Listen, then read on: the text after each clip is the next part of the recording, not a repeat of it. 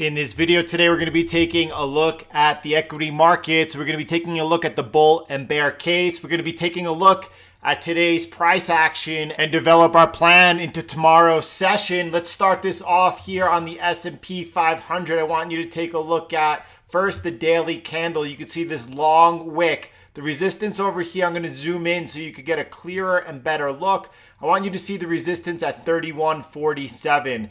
That held today as price was rejected sharply about halfway down through the candle. And you can see right now that it also was rejected over here by the 31.26, 31.27 resistance on the daily time frame. Now, I also want you to notice that right now we are in the upper portion of this trading channel that we've been in, right? Yesterday, we leaned into the support down over here, and now we're towards the upper end. That does not mean that it's time to sell. However, it's time for us to take a closer look at what's going on, and we're gonna see how we could set ourselves up. Before we do that, I wanna take a look over and take a look at the Dow, and you can see also on the daily time frame, I want you to see that large candle. That's not such a good sign here. That's not such a good sign, but I don't want anyone right now to think that it's a question of I need to buy, I need to sell. Neutral is a really good place to be right now. And right now is a time for us to kind of just take a step back. We're going to get a feel for what's going on, and we're going to wait for our next opportunity. The thing is that you don't always need to have a trade on in the market. Actually, by taking that position, that posture of watching and waiting for something to develop, you're going to be putting on much better trades. The NASDAQ over here also, it looked like it had the potential early on in the day of maybe even challenging the all-time highs set last week. It's now kind of neutral. Neutral is a good place to be. It seems to be the theme today. Let's take a closer look at what's going on in the markets. Let's jump down. Let's look at the 1 hour time frame so we can get a look at today's price action. I want you to focus in on this big candle right here. This is the candle over here where this morning where we had the retail sales number out of the US, which came in gangbuster, way better than expected. And you could see the market started trading up with a force, right? We came over here. This was right around the opening of the US equity markets. And then what happened then after is we had some headlines hit the wires, including that China had gone ahead and upgraded their alert for COVID-19 up into level 2, right? That kind of sent a little bit of risk into the markets.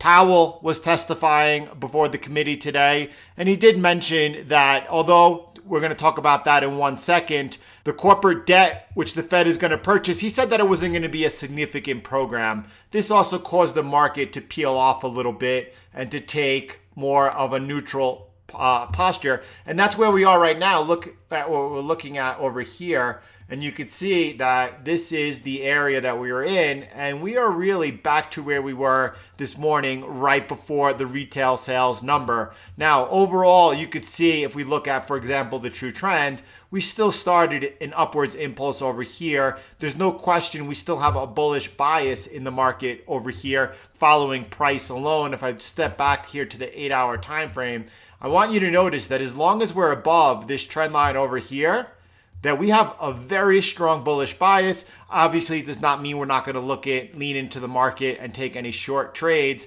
when the risk to reward warrants it. What about right now, though? Where are we? You can see we didn't get any follow through yet. After taking out the low of London over here during New York today, we didn't get any follow through. We retraced back. Right now, I have a bit of a pause. I'm not really looking to enter a trade. I'm waiting for further development. I'm waiting for the market to give me further signals. I want to jump down to the 30-minute time frame over here. And just to give you a little bit of better perspective, here was that dump, that sell-off over here. That's where I took my stop, actually. That's where I exited my trade. It was a beautiful trade. I got accused in one of the comments of boasting. That's absolutely ridiculous. Everyone knows who's been following the channel that I point out every single one of my losing trades. And I do it with the same humility as trades that I put on that work out to be good ones. That's that's just utter whatever. But I want you to notice over here, after coming back down, we retraced, right? Look where we retraced to, back into this resistance, right? Near term until we clear back above this resistance I have over here at about 31.33. That's trend line resistance. I want to show you what that looks like. I'm going to highlight that just a little bit darker for you so you can see what exactly I'm focused in on. I'm just going to make that a little darker right now. Come back down to the 30 minute. We don't need to be on the 30 minute, but I'll look at the 1 hour. Right, here's the 1 hour, and that's that line that I was focused in on over here. Here's the deeper perspective. It's that trend line, and you can see that we're under it right now. And if this holds and reverses down, yeah, we could see some further downside price action. With what type of velocity? That's another question. That's why I am looking right now just to watch from the sidelines.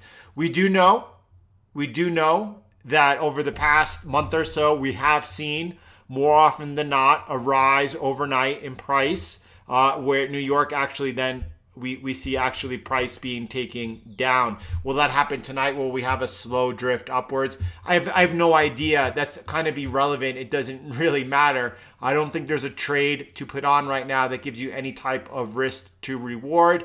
You would more be forcing an opportunity right now, and that's not really a good way to go about it. So what we're going to do here, what our plan is right now, is to go ahead and just sit back for a second. We're going to watch what happens overnight. Tomorrow morning, we're going to take a look at what's going on. I do want to take a look at some macro with you. I do want to weigh the bull and the bear case with you right now. So let's start with the Fed's statement yesterday, and then we will get into the bull and the bear case. Yesterday, adding fuel to the equity markets after New York started bidding up the markets, the Federal Reserve Board on Monday announced updates to the secondary market corporate credit facility, the SMCCF, which will begin buying a broad and diversified portfolio of corporate bonds in support market liquidity and credit availability for large employers.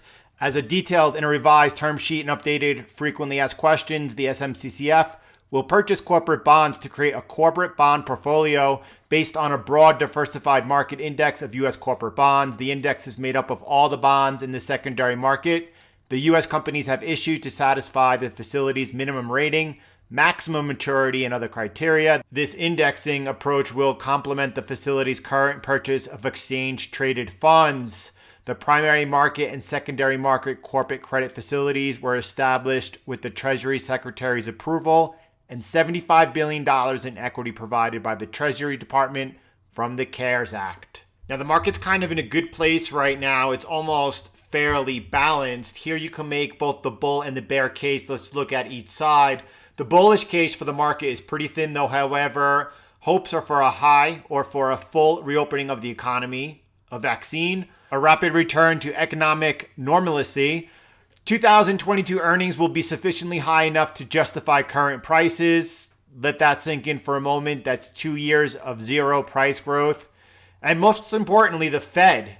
In actuality, the first 4 points are rationalizations. It's the Fed liquidity driving the market right now. Now, we're all aware of what happens, that the Fed could provide liquidity but cannot provide solvency. Now, the bear's case is built on a more solid fundamental view. The potential for a second wave of the virus, specifically in the fall, a slower than expected economic recovery, a second wave of the virus eroding consumer confidence, slowing employment, high unemployment weighs on personal consumption.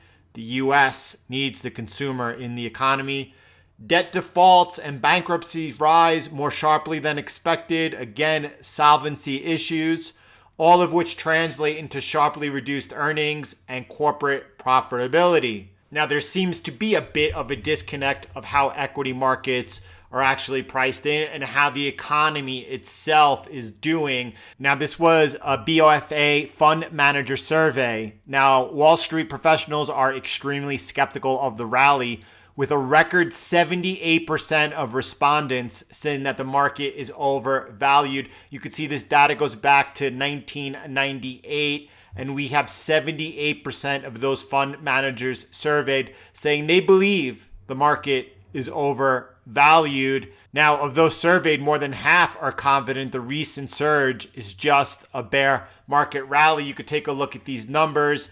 And going back to both May and June, May is in the lighter blue, June is in a darker blue, and they were asked of whether or not it'll be a U-shaped or a W-shaped recovery. And last month, back in May, 75% thought so. And now that's down to 64%. Obviously, we've seen the markets definitely trending way upwards, as well as some positive signs that perhaps we are looking to open back up and return to some type of normalcy. Now, 68% last month thought that this was a bear market rally, and now only 53% think so. That's pretty interesting. That's almost really at the 50% line. However, in the same month, June, 37% think it's a bull market. So you still have 53% thinking that it's a bear market rally. I assume the other 10% are undecided. And you have 37% who think it's a bull market, while only 18% will think it's a V-shaped recovery. Now, from my understanding, most retail traders do believe that what we've seen is a V-shaped recovery and that we are going on to make new all-time highs, not just on the NASDAQ, which is already doing that, but also that the Dow and the S&P are soon to follow.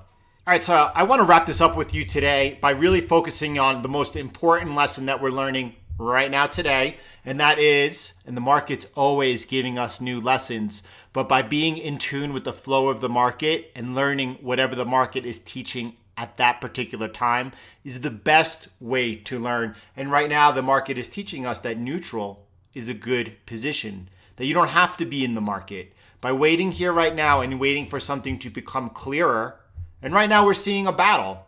We are seeing a battle between the bulls and the bears. It's being fought out right here at this level, and it could go either way. Above this line over here, getting back above this resistance at 31.47, there's no question by the end of the week we could be testing last week's highs on the S&P, right? There's no question about it. Or if this continues to roll over, if you start seeing maybe price making lower lows over here and rolling off, well then we could be seeing 30.33 pretty quickly as well. So right now, let's just wait. Let's just wait and watch and let the trade develop. There will be more opportunity, and then we'll be there to take advantage of it. Have a great day, everyone. That's it for now. I'll see you all tomorrow.